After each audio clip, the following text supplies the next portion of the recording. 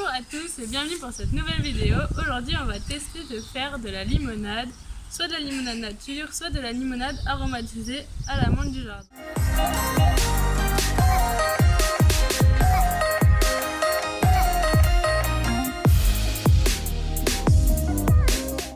Donc la première étape, vous allez cueillir votre menthe si vous en avez, ou alors sinon vous en achetez en magasin. Et après on va rincer du coup cette menthe avant de commencer la recette.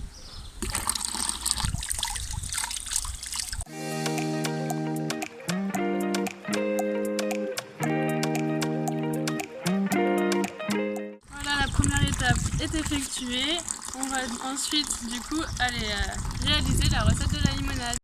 Du coup, les ingrédients pour réaliser cette limonade. Donc déjà, il va vous falloir de l'eau. Si vous avez de l'eau du robinet qui a un bon goût, vous pouvez l'utiliser. Sinon, achetez de l'eau au supermarché. Sinon, il vous faut des citrons. De préférence des citrons bio, c'est même pas de préférence parce que vu qu'il va falloir mettre et la peau et le jus pour pas qu'il y ait des pesticides ou quoi, on vous conseille du coup de prendre des citrons bio. Il va vous falloir du sucre, du vinaigre pour qu'il y ait deux sortes d'acidité, l'acidité du vinaigre et l'acidité des citrons. Sinon, la menthe c'est facultatif, c'est si vous voulez aromatiser du coup cette limonade. Et sinon, il vous faut une cuillère à café, un couteau et un presse à grumes du coup pour presser les citrons.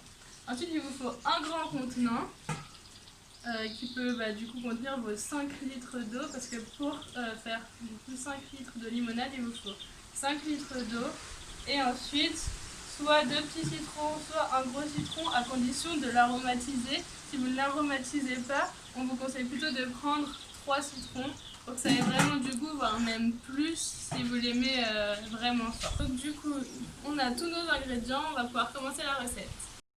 Concernant les ingrédients, j'avais oublié de vous parler aussi des raisins secs. Il vous faut une petite poignée de raisins secs pour la réalisation de la recette. Ça peut vous permettre de savoir quand est-ce que votre limonade est prête à être mise en bouteille. Et concernant le vinaigre, moi j'ai pris un vinaigre de cidre, mais la recette marche aussi avec du vinaigre blanc. Donc pour commencer, on va couper les citrons qu'on a préalablement bien rincés, même s'ils sont bio.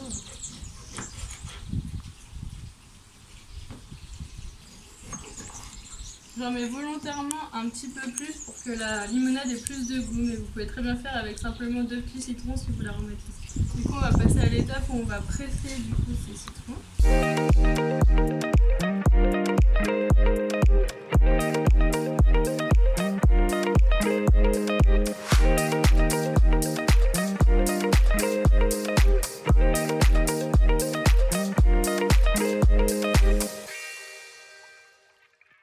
Du coup, on vient verser l'autre partie des citrons avec la bulle. La manière, on viendra filtrer après, donc c'est pas bien grave. On finit du coup de verser nos 5 litres d'eau. Et on va se servir de ça pour peser notre sucre. Alors pour 5 litres, je vais mettre 500 g de sucre. Vous pouvez prendre n'importe quel type de sucre.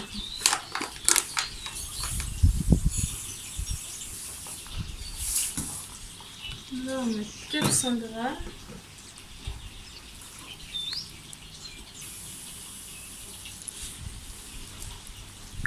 Voilà. Donc là on a la première base de notre limonade. Donc je vais aller chercher une cuillère en bois pour touiller pour que le sucre du coup soit totalement dissous dans l'eau citronnée. Du coup on remue bien la préparation jusqu'à ce que le sucre soit totalement dissous. Et une fois que c'est le cas, on va venir ajouter les pots de citron qu'on avait gardés. Je vais les recouper, je pense. Et on vient les rajouter à la préparation. En fait, ça va permettre que ça donne un petit peu plus de goût. Donc voilà à quoi ça ressemble à cette étape-là. Donc ça, c'est si vous voulez faire la limonade traditionnelle sans rajouter un goût extérieur comme nous, la menthe. Vous pouvez vous arrêter là et il ne vous restera plus du coup qu'à ajouter une cuillère à café de vinaigre de cidre. C'est pour qu'il y ait la réaction gazeuse du coup de fermentation qui se fasse, il faut qu'il y ait 2 acides. L'acide du citron et du coup l'acide contenu dans le vinaigre, nous ici le vinaigre de cidre. une cuillère à café suffit pour créer la réaction. Une fois que cette étape est réalisée, on remue.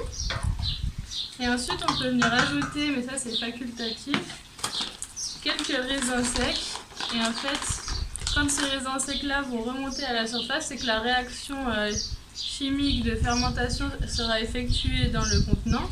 Et du coup ils vont remonter à la surface, ce qui signifiera que la recette est prête à être mise en bouteille. Donc là vous avez la limonade traditionnelle. Nous on va venir rajouter des feuilles de menthe.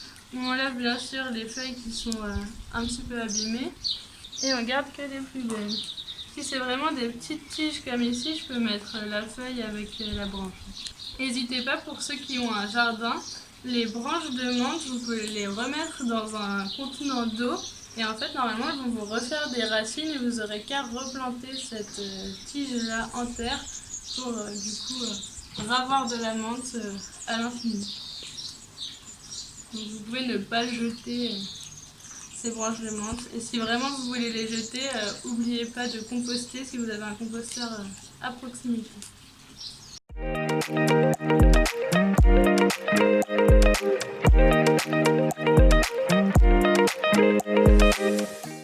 Voilà, on va venir bien mélanger. Donc ça, ce sera notre future limonade. Vous la mettez bien dans un contenant avec un couvercle parce qu'il faut bien sûr qu'il n'y ait rien qui rentre à l'intérieur. Et ça, on va la conserver si possible à l'abri de la lumière et dans une pièce qui est à température ambiante. Donc on se retrouve normalement dans quelques jours, une fois que nos raisins seront remontés à la surface, pour la mise en bouteille et la filtration de cette limonade. Du coup, on se retrouve un peu plus de 48 heures après la réalisation de la préparation de la limonade pour l'étape de filtration. Donc avant la filtration, bien sûr, il faut récupérer des bouteilles en verre que vous avez préalablement nettoyées et que moi j'ai passé du coup à l'eau bouillante pour les stériliser. Vous savez que la limonade est prête quand les raisins qu'on a mis dedans remontent à la surface, donc je vais vous montrer un petit peu la différence. Ça, c'est le raisin sec qu'on a mis à la base. Et voilà à quoi ressemble le raisin qui est remonté à la surface au bout de quelques jours. Donc le temps pour que le raisin remonte dépend aussi de la température de la pièce dans laquelle vous mettez la limonade. Donc ça peut être entre 48 heures et jusqu'à 4 jours pour que le raisin remonte à la surface. Ensuite, vous aurez besoin pour la mise en bouteille d'un entonnoir. Pour la filtration, vous pouvez même mettre un tissu pour qu'il n'y ait vraiment aucune particule qui passe du coup dans votre bouteille. Donc on va commencer la filtration.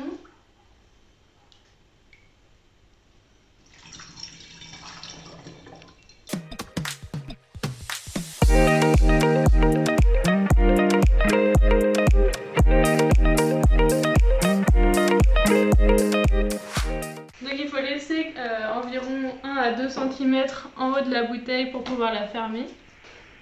On ferme bien fort. Et cette bouteille-là, on va la mettre d'abord quelques jours à température ambiante et ensuite on va la placer au frais. Et on l'ouvrira au bout d'1 semaine à 10 jours si on la veut sucrée. Et elle peut se conserver jusqu'à 1 mois et demi. Mais dans ce cas-là, elle sera beaucoup plus acide parce que plus on la garde longtemps, plus l'acidité va s'exprimer dans la bouteille. Du coup, une fois qu'on a mis en bouteille, il ne faut pas oublier de mettre la date et le nom du produit sur la bouteille. Comme ça, on sait jusqu'à quand on peut l'ouvrir et la consommer. Et puis on peut relancer régulièrement des tournées de limonade pour en avoir à ouvrir régulièrement avec les amis, pour les apéros, surtout cet été. C'est bien rafraîchissant et super simple à faire et surtout très économique parce qu'en soi, dans cette recette, on a payé simplement les citrons et le sucre. Et ça nous revient à, je pense, même pas 30 centimes du litre, alors que du coup, en magasin, même le plus bas de gamme va coûter peut-être 70 à 80 centimes. Donc on va se retrouver du coup d'ici une petite semaine, je pense, pour ouvrir la bouteille et voir si la réaction de fermentation naturelle a bien été effectuée et si du coup notre limonade pétille bien. Donc aujourd'hui, ça fait 9 jours qu'on a mis en bouteille notre limonade maison, donc on va pouvoir l'ouvrir. Ce que je vous ai pas dit, c'est qu'après la mise en bouteille, je l'ai laissé 2 jours à température ambiante dans la pièce où j'avais laissé macérer et ensuite je l'ai placé au frigo jusqu'à aujourd'hui. Donc je me mets un peu dans l'herbe pour l'ouvrir, comme ça si jamais il y a trop de gaz, on sait jamais. Ah, on a entendu le petit pchit. Si elle n'est pas trop gazeuse, on a juste entendu le petit pchit à l'ouverture.